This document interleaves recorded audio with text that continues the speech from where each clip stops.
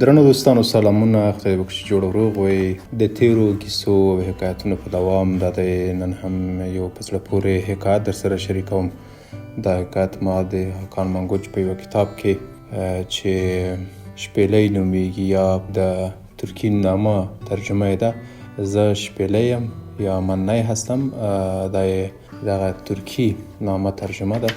په دې کې یو په زړه پورې حکایت زما مخې ته راغی چې زه به یې له تاسو سره شریک کړم. په ډېرو پخوا زمانو کې د اروپا په یوه ستر موزیم کې یو الماس نندارې ته ایښودل شوی و. دا الماس خورا ګران بیه و او ډېر خلک په یې لیدو ته راتلل. یوه ورځ په دې لیدونکو کې یو غل هم د دې الماس نندارې ته ورغی. الماس یې خورا ډېر خوښ شو. میاشتې او میاشتې یې پر دې فکر وکړ چې څنګه وکړي چې دغه الماس له دې موزیم نه غلا کړي. یوه شپه په دې بریالی شو چې خپل پلان عملي کړي. له پلان سره سم دغه موزیم ته ورغی، الماس یې راواخیست او روان شو.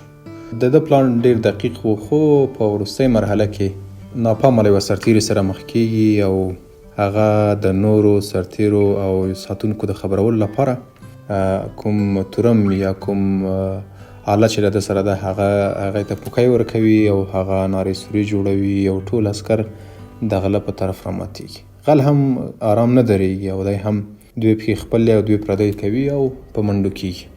منډې تر دې چې غل ځان سړک ته رسوي او لرې ګوري یو بوډا سوالګر ویده دی او ځان تر هغې پورې رسوي.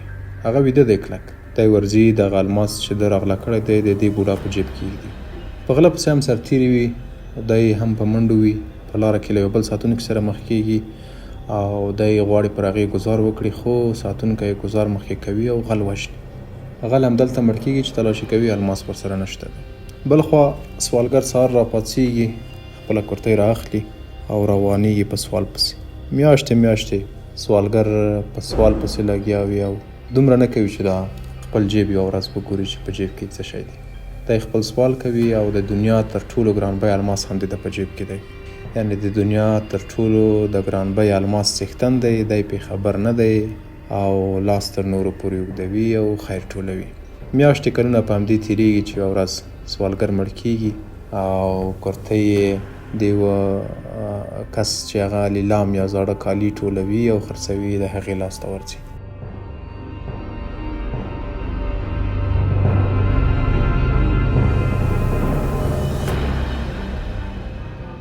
نو حقان منګوچ په دې کتاب کې وایي چې د ډېرو داستان همداسې دی.